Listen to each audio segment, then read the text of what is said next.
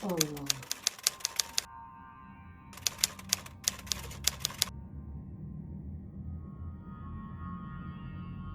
Assalamualaikum warahmatullahi. Assalamualaikum warahmatullahi. Mang Sukir.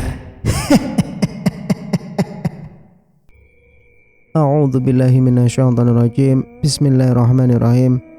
Assalamualaikum warahmatullahi wabarakatuh. Kembali lagi bersama Mang Sukir. Untuk cerita kali ini, Mang Sukir masih melanjutkan cerita yang sebelumnya yang berjudul Bercinta dengan Hantu. Cerita ini ditulis oleh Min Hazel. Dan bagi teman-teman yang ingin membacanya secara langsung, bisa langsung kunjungi link yang saya sudah sertakan ada di deskripsi. Dan sebelum Mang Sukir melanjutkan bercerita, bagi teman-teman yang belum subscribe, Mang Sukir minta dukungannya dengan subscribe channel ini dan nyalakan notifikasinya. Tentunya agar teman-teman tidak ketinggalan cerita-cerita dari Mang Sukir. Tak usah berlama-lama, langsung saja kita ke ceritanya. Perjalanan yang mereka tempuh cukup membuat kaki pegal karena Iskandar mengemudi dengan kecepatan sedang. Sesampainya di rumah, Lestari dan Asim menyambut mereka. Lestari langsung memeluk Narendra dengan berlinang air mata.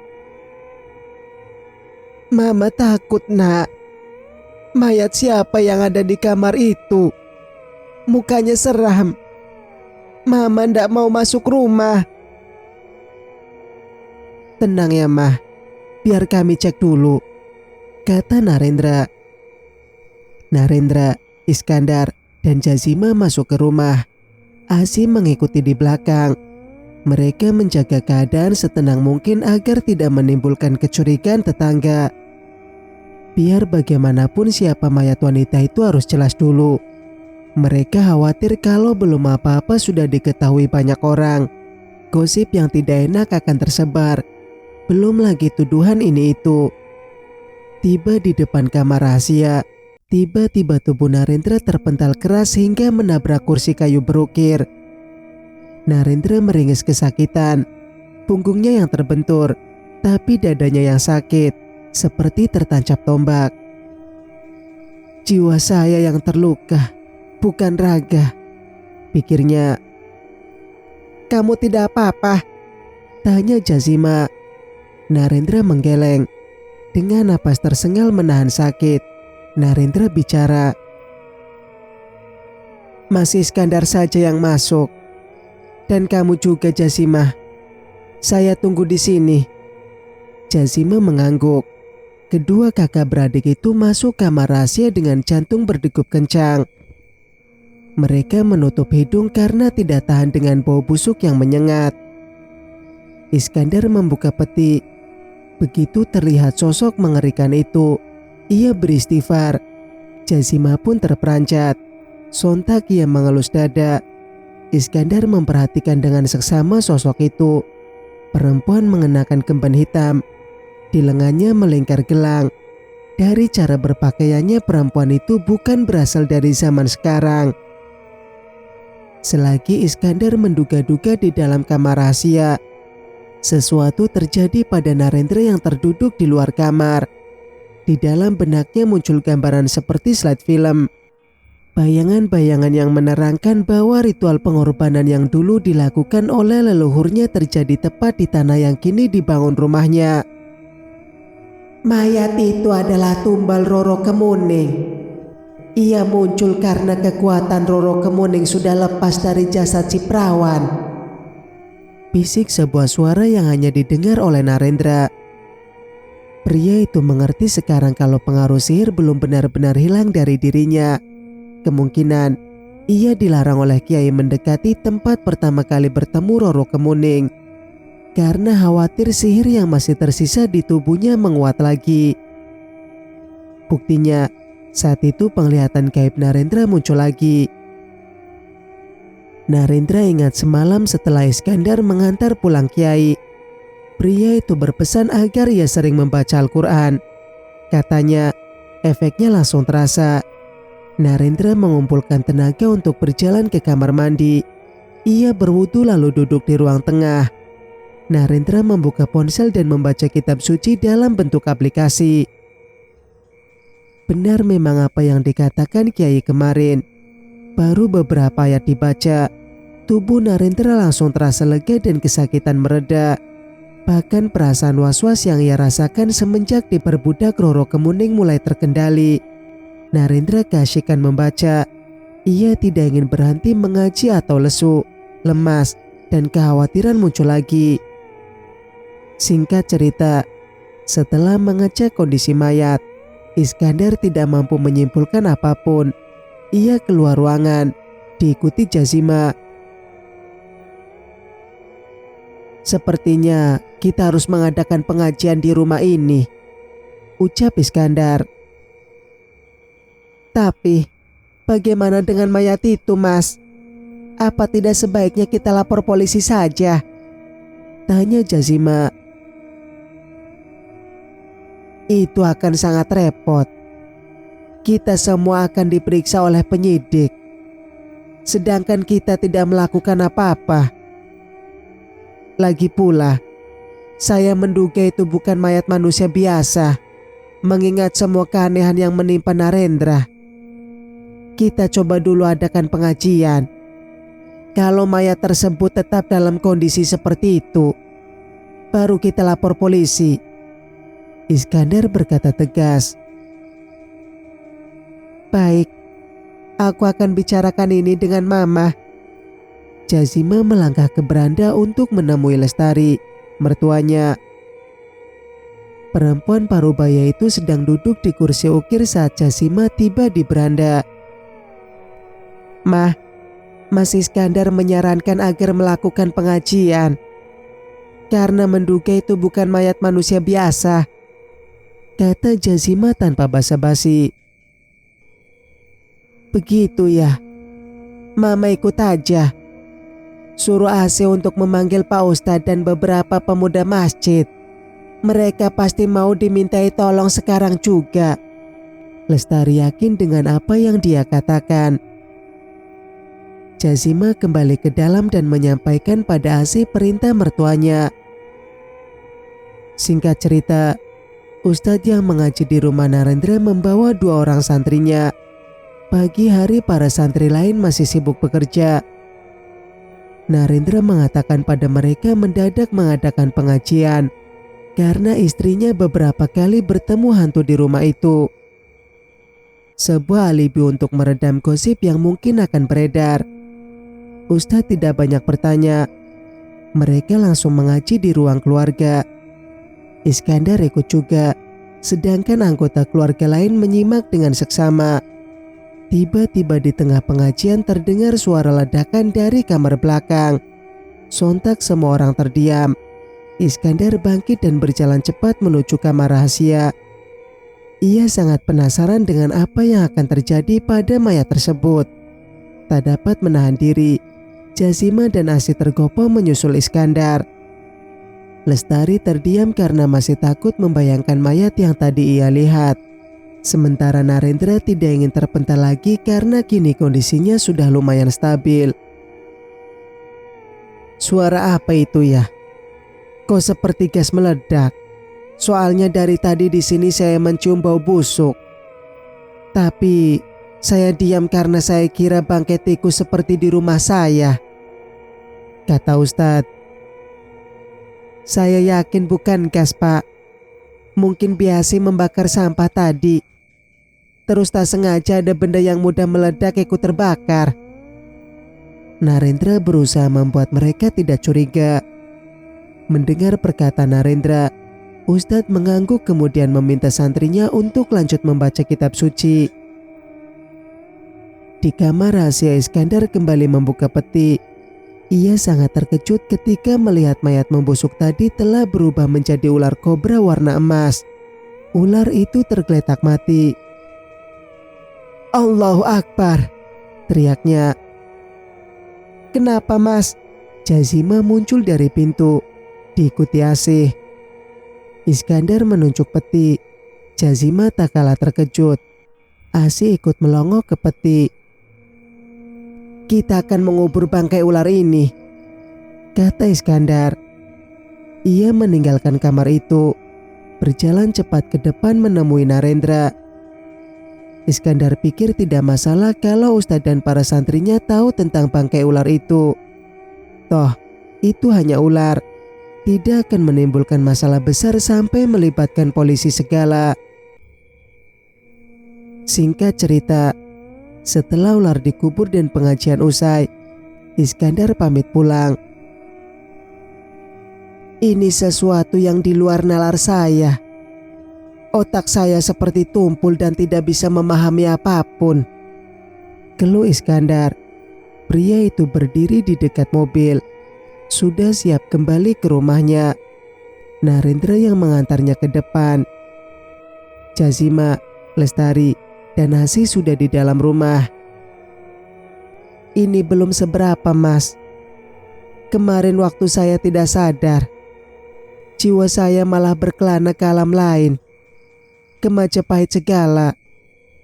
Tak masuk sama sekali di logika setiap yang saya lihat di alam itu, kata Narendra. Ia tersenyum kecut. Oh iya Narendra, lebih baik kamu di rumah dulu menemani ibumu. Kalau ditinggal menginap di rumah saya, kasihan. Sepertinya beliau cukup terguncang dengan peristiwa ini. Kamu tidak mengalami hal aneh lagi kan? Tanya Iskandar. Tidak Mas, saya di sini saja. Mama masih sangat shock sepertinya. Narendra memang tidak mengalami hal aneh lagi selain terpental tadi. Dia pikir semuanya sudah baik-baik saja. Oke, kalau gitu saya pulang dulu ya. Oh iya, kamu dan Jazima baik-baik ya. Kalian harus saling menjaga. Apalagi kamu, Narendra. Rasul kita yang mulia bersabda, sebaik-baiknya seseorang lelaki adalah yang berbuat baik pada perempuannya. Paham ya?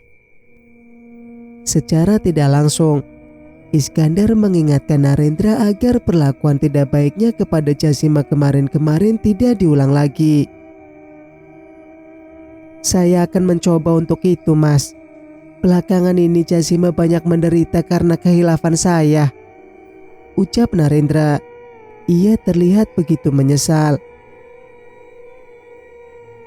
Selama kita punya niat baik, Allah akan memudahkan. Perbanyak baca Al-Quran. Allah telah memberimu kesempatan kedua. Seperti hidup kedua, harus kamu manfaatkan untuk beribadah dengan baik.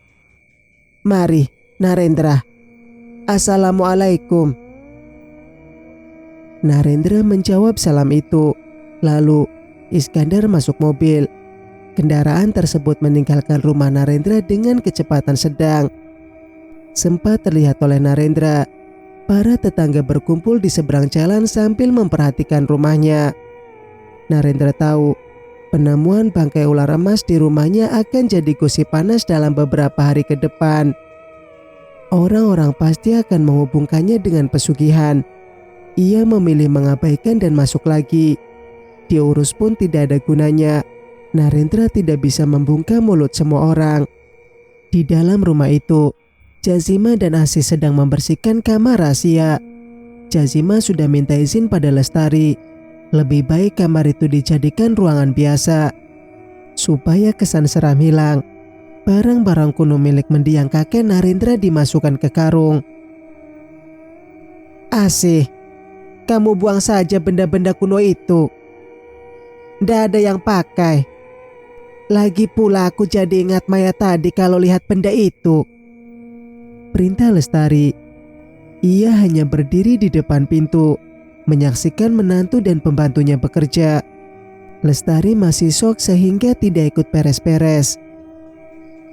Jangan mah, aku punya teman arkeolog. Biar aku serahkan ke dia, diteliti dan diletakkan di museum. Itu benda langka mah, sangka Jazima. Terserah kamu saja asal tidak ada lagi di rumah ini, Lestari bergidik. Setiap kali ingat wujud jenazah itu, bulu kuduknya berdiri. Butuh waktu seharian membersihkan debu dan sarang laba-laba yang menempel di kamar tersebut. Jazima berharap kamar keramat itu menjadi asri setelah merapikan dan membuat Narendra lupa akan semua pengalaman buruk yang pernah dialami. Tak terasa malam pun beranjak. Jazima baru sempat mandi jam 9 malam. Setelah mengganti handuk dengan piyama, wanita itu tertidur.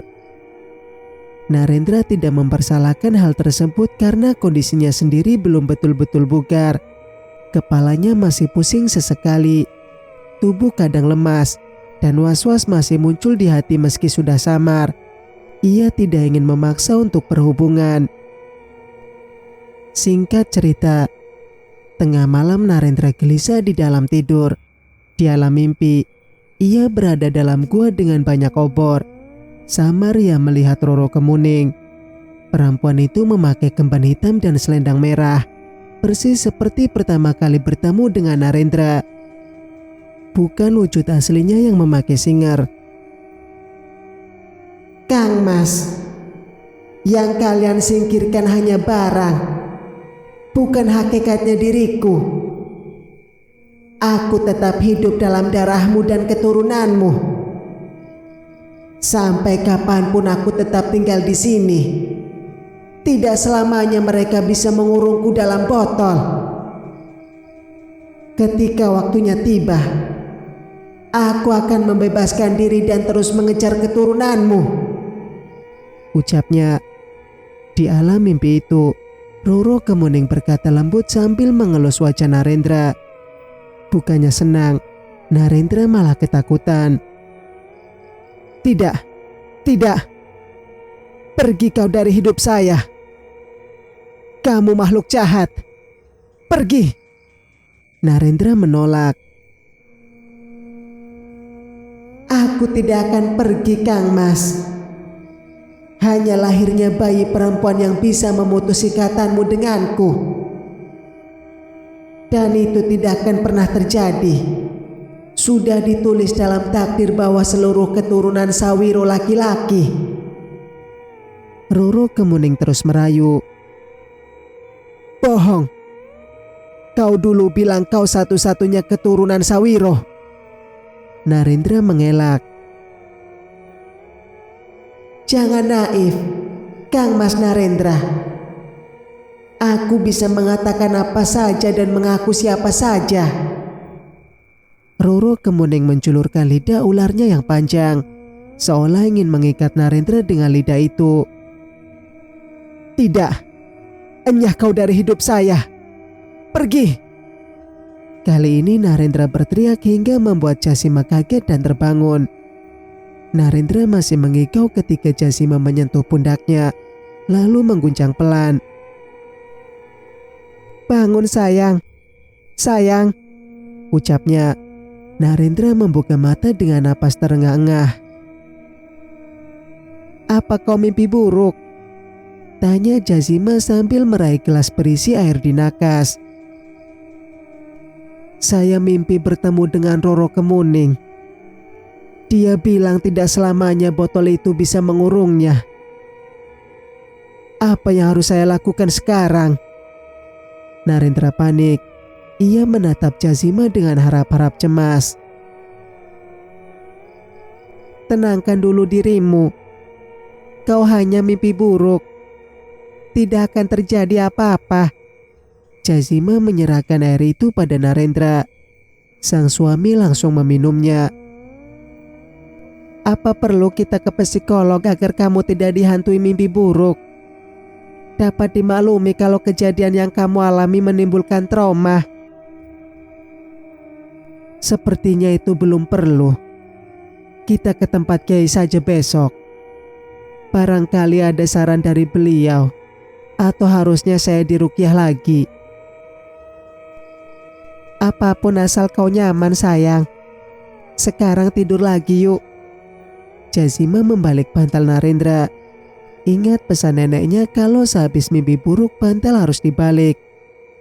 Agar mimpi itu tidak terulang lagi. Entah kepercayaan itu muncul dari mana. Jazima hanya mengikuti kebiasaan tersebut.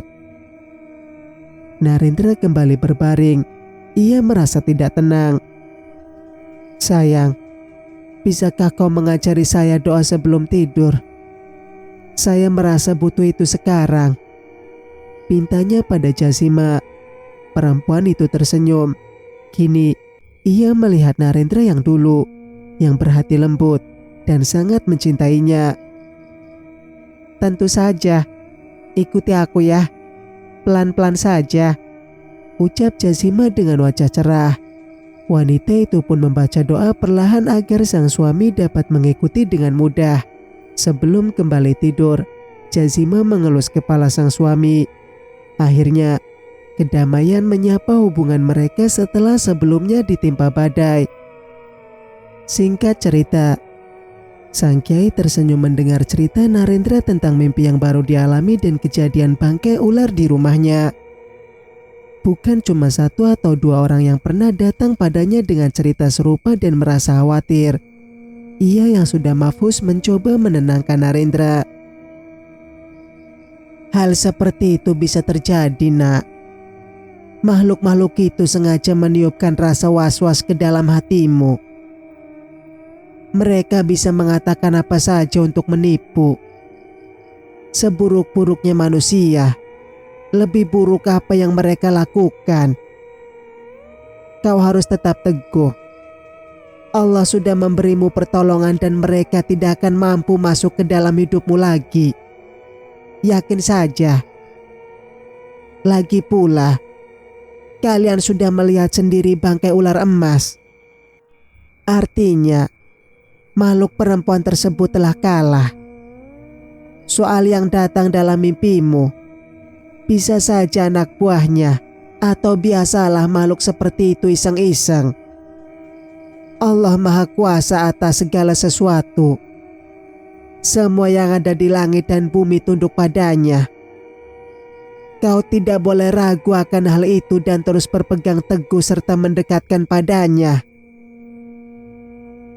"Saya merasa tidak aman tinggal di sana. Bayangan wanita yang ditumbalkan sangat menyiksa saya. Rasa bersalah atas apa yang dilakukan para leluhur terus-menerus muncul. Apa lebih baik saya dan keluarga pindah saja dari rumah itu, Kiai?" tanya Narendra. Jazima yang duduk di samping Narendra mengelus pundak pria itu. Dapat ia rasakan kekalutan yang dialami oleh sang suami. "Kalau Nak Narendra punya tempat yang sekiranya cocok, pindah dari sana tentu lebih baik. Tapi jangan gerusa-gerusu. Dipikir matang dulu biar tidak salah langkah. Khawatirnya rumah terlanjur dijual, tapi tempat baru belum ditemukan. Saya akan segera mencari tempat baru itu, Kiai. Insya Allah, tabungan saya cukup untuk membeli tempat tinggal baru. Aku doakan rencanamu dimudahkan oleh Allah. Semoga pengaruh sihir yang masih tersisa segera bersih dan kalian diberi momongan. Dengan izin Allah, makhluk itu tidak dapat mengganggu kalian lagi, Nak." Kiai mengambil gelas berisi air yang ada di depannya untuk membacakan doa-doa. Kemudian, Kiai meminta izin memercikannya ke wajah Narendra. Pemuda itu tidak menolak. "Dengan nama Allah aku meruqyahmu dari segala sesuatu yang mengganggumu dan dari keburukan penyakit ain yang timbul dari pandangan mata orang yang dengki. Semoga Allah menyembuhkanmu." "Amin," ucap Narendra. Setelah diruqyah, Narendra merasa lebih tenang. Dia tidak menyangka sebelumnya kalau segala sesuatu yang berurusan dengan hal gaib sangat cepat bereaksi. Berbeda kalau minum obat harus menunggu beberapa menit agar terasa efeknya. Singkat cerita, tidak butuh waktu lama bagi Narendra untuk menemukan tempat tinggal baru. Terhitung 1 bulan semenjak pertemuannya dengan sang kiai, rumah berlantai 2 dengan halaman luas berhasil ia dapatkan. Lokasinya lumayan jauh dari rumah lamanya, berjarak sekitar 5 kilometer. Lestari sempat keberatan dengan rencana Narendra untuk pindah. Baginya rumah tua yang mereka tinggali selama ini adalah warisan penuh kenangan dari mendiang suaminya. Namun, setelah Narendra menceritakan semuanya, termasuk perjanjian leluhur mereka dengan Roro Kemuning yang ternyata dilakukan di tanah yang saat ini mereka tinggali, Lestari terpaksa setuju. Rumah yang lama tidak mereka jual, biar itu menjadi peninggalan leluhur yang mereka lestarikan sampai anak cucu nanti. Narendra yakin Roro Kemuning tidak lagi mengejarnya karena setelah mimpi itu tidak ada lagi kejadian aneh yang dialami. Malam itu, ketika mereka pertama kali tidur di rumah baru, Jazima berdiri di depan jendela. Perempuan berambut panjang tersebut memandang bintang yang bertaburan di langit. Narendra yang hanya mengenakan kaos oblong warna putih memeluk istrinya dari belakang. "Kau belum ngantuk?" tanyanya. "Aku menantimu." "Itu pasti penantian yang melelahkan." "Jazimah, saya minta maaf atas semua kehilafan selama menjadi suamimu. Saya tidak bisa mengendalikan diri waktu memarahimu."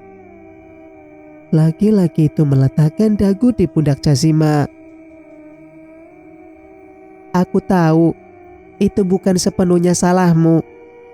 Memang ada kekuatan hitam yang sengaja merusak kebahagiaan kita dan berusaha memisahkan kita.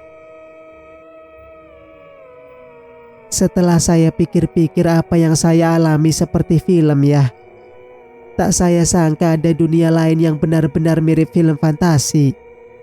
Narendra terkekeh. "Dan gak kusangka kamu yang dulunya sangat sayang padaku bisa bersikap demikian kasar." Jazima mengelus kepala suaminya. "Saya tidak tahu. Bawaannya curiga mulu.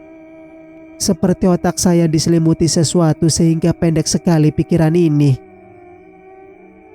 Syukurlah, semua itu sudah berakhir kini. Sekarang saatnya kita berkasih sayang. Hanya kamu dan aku, berdua," ucap Jazima sembari mengusap hidung mancung Narendra. Mata bening pria itu memandang istrinya. Narendra melangkah pelan, mengunci sang istri hingga tubuh perempuan itu menyandar di dinding. Bola mata Jazima bergerak-gerak, menelusuri wajah Narendra yang menurutnya kian menarik.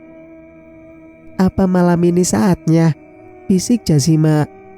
Narendra tidak menjawab dengan kata-kata, tapi mendekatkan wajahnya.